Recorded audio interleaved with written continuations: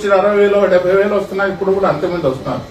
ఇంతవరకు ఎప్పుడొకరు చిన్న ఇన్సిడెంట్ కూడా లేకుండా శుభ్రంగా దర్శనం చేసుకునే భక్తులకి వైకుంఠం 1 వైకుంఠం 2లో కూర్చునే వాళ్ళు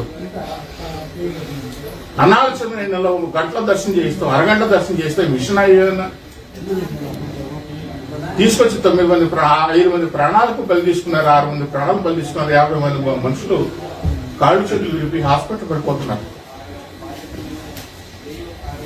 దీని మూల కారణం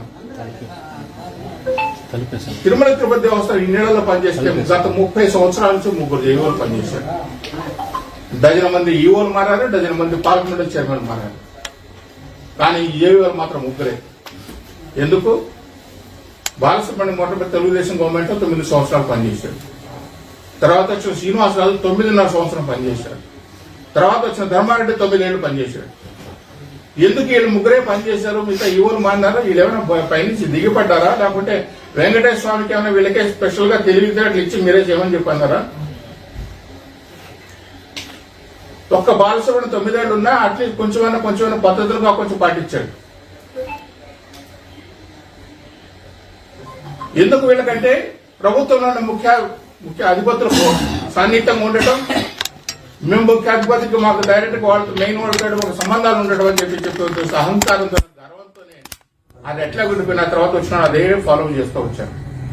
శ్రీనివాసరావు వచ్చిన తర్వాత ఆయన నాకు ముఖ్యమంత్రులతో నాకు సన్నిహితం ఉందని చెప్పి ఆయన L1, L2, L3 నోటికి వచ్చినట్టు పెట్టేసి ఆయన తీసుకొస్తే ఉన్న దర్శనాలు పద్ధతిగా జరిగేది, హాయిగా జరిగేది. బ్రేక్ దర్శనాలు వీఐపీలు అని పెట్టేసి ఈ బ్లాక్ మెయిలింగ్ సిస్టమ్ తీసుకొచ్చి ఎంకరేజ్ చేసింది మీరు కాదా? ప్రభుత్వాలు గుర్తించాల్సింది, ఈ పొత్తు మాట్లాడాల్సిన ప్రభుత్వాలు గుర్తించాల్సింది. ఎందుకు వీళ్ళ 9 ఏళ్ల పాటు పెట్టాల్సి వచ్చింది? అందులో 2 సార్లు అది ఏమని యాదృచ్ఛికమనాలను లేకపోతే తెలిసి చెప్పడం, 2 సార్లు తెలుగుదేశం ప్రభుత్వం 9 ఏళ్ల పాటు జేఏలుగా పనిచేయడం జరిగింది. ఆయన పెట్టిన L1, L2, L3 system common man తీసుకొచ్చి పెట్టడం ఇంకో మహా దౌర్భాగ్యం. ఇన్ని ఏళ్ల పాటు దర్శనం జరుగుతుంటే గుడి లోపలికి వెళ్లి అందరూ లఘు దర్శనం చేసుకుంటామంటే, లఘు దర్శనం ఏ చిన్న పొరపాటు కూడా జరగకపోతే దాన్ని తీసుకొచ్చి మహాలఘు తీసుకొచ్చి ధర్మారెడ్డి తీసుకొచ్చి పెట్టాడు. నేను మొత్తుకొని అయ్యా మహా పాపం అయ్యా, గుడి స్టార్ట్ అయ్యేది జయ విజయల తర్వాత గుడి స్టార్ట్ అవుతుంది. గుడిలోకి పాదం పెట్టిన తర్వాతనే ఆ భక్తుడికి స్వామి కరుణ కటాక్షాలు ఉంటాయి. నేను గుడిలోకి వెళ్ళాను అనే ఫీలింగ్ భావన కలుగుతుంది. జయ విజయల తర్వాత కాలు పెట్టాలి. అందువల్లే పెద్దలంతా లఘు దర్శనం పెట్టారు భక్తులకంతా. వాళ్ళు 30 గంటలు వెయిట్ చేసినా ఇంకో గంట లేట్ అయినా కూడా తృప్తిగా స్వామి దర్శనం చేసుకున్నామని నువ్వు మహాలఘు దర్శనం పెట్టి నిమిషానికి 150 మంది పుల్లు చేసి చిన్నపిల్లలు వృద్ధులు 60 ఏళ్ల దూరంలో స్వామి చూపిస్తున్నావే, ఇంతకంటే మహా పాపం ఘోరం అనుకుంటుందా? ఇది తప్పు చేసి ధర్మారెడ్డి అయితే మరి మీరెందుకు కంటిన్యూ చేస్తున్నారు? అప్పుడు ధర్మారెడ్డి చేసినట్టు తప్ప ఒప్ప ఇది కరెక్ట్ కాదు అని నేను గత కొన్ని ఏళ్లుగా చెప్తాను. మహాలఘు దర్శనం తీసేయండి, లఘు దర్శనం పెట్టండి, ఆ భక్తులు కనీసం దర్శనం చేయిద్దాం మనం అని చెప్తే దానికి కూడా ఇంతవరకు చర్యలు తీసుకోగా పాలక మండలి రావటం, పాలక మండలి వచ్చి మేము చూసాం, పాలక మండలి మాట్లాడటం, ఒక పాలక మండలి అధికారులు రోడ్డు పైకి వచ్చి నువ్వెంత మాట్లాడుతున్న పరిస్థితి క్రియేట్ అయితే నేను కూడా పాలక మండలి సభ్యులకు మాట్లాడడం, మేము కూడా ఇష్యూస్ పైన మాట్లాడడం, ఎన్నో విషయాలు నిలదీశాం. ఎన్నో విషయాలు దానికి సంబంధించిన వ్యక్తిగత సమస్యలు కానే కాదు, అది కేవలం దేవస్థానానికి సంబంధించిన విషయాలు ఎన్నో మాట్లాడడం, ఎన్నో కార్యక్రమం చేసాం. అద్భుతం అనిపించుకున్నాం. ఈ వాటికి కూడా ఆ రోజు ఆ పాలక మండలి అద్భుతంగా చేసిందని మాట అనిపించుకున్నాను, తృప్తిగా అనిపించింది.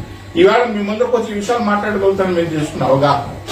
అవి కాకుండా మాకు టికెట్లు ఎన్ని ఇస్తారు, దర్శనానికి ఇస్తారని పబ్లిక్ మీటింగ్ లో ఓట్ మీటింగ్ లో మాట్లాడి నువ్వెంత పరిస్థితి వస్తే ఆధిపత్య పోరు, అవగాహన లోపము, ఏదో మేము కూడా చేసాం అనిపించుకోవడానికి వాళ్ళంతా చేశారు కదా. ఒక ఆయన L1 పెట్టాడు, ఒక ఆయన మహాలఘు దోషం పెట్టాడు, ఒక ఆయన ప్రతి నెల రడిసో చేశాడు, మేము కూడా ఏదో చేసుకోవాలని తాపత్రతో జరిగితే వెంకటేశ్వర కోపం వచ్చి జరిగిన సంఘటన నేను జరిగింది. మీ ఆధిపత్యం, మీ ఏవో ప్రాబ్లం, మీ అవగాహన రాహిత్యం, మీ చాతకాంతనం బలైంది ఎవరు? యాత్రుల్లో. ఈ మచ్చ పోతుందా?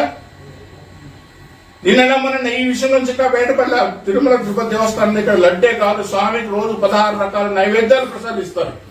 చక్కెర పొంగల్ దగ్గర నుంచి దద్దోజనం దగ్గర నుంచి రకరకాల ప్రసాదాలు, అన్న ప్రసాదం నైవేద్యం పెడితే స్వామికి పెట్టిన నైవేద్యం కూడా పంది పువ్వుతో పెట్టిన నైవేద్యం పెట్టామా? ఇది వినటానికి ఎంత మనసు బాధగా ఉంటుందో, వినేవాళ్ళకి ఎంత బాధ కలుగుతుందో. పెట్టిన నైవేద్యాలు పెట్టామా? ఆ మనస్సాక్షి మందుకు ఒప్పుకోవాలి కదా. రేపు ఒక అధికారిగా నేను మాట్లాడుతున్నాను, ఈ మాట నేను చెప్తే స్వామికి ఇప్పుడు లడ్డు కాదు ప్రసాద్ నైవేద్యాలు కూడా సమర్పించాము, మరి సమర్పించిన నైవేద్యాలు ఈ కల్తీ నీళ్ళతో సమర్పించాము అనే బాధ కలుగుతుందా లేదా? మాట్లాడే ముందు ఆలోచన కూడా రాదా? ఎంత తీవ్రంగా వెళ్ళింది అది.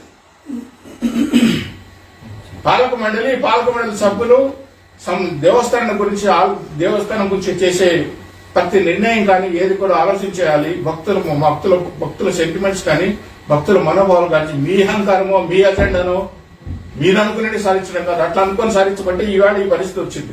ఇప్పుడు మీకు నేను ఈ ఉదహరించినది ఎన్ని కూడా ఏం సంవత్సరానికి నువ్వు నెలకు ఇది పెడుతున్నావు కదా, మరి గరుడ సేవ పెడుతున్నావు కదా స్వామివారు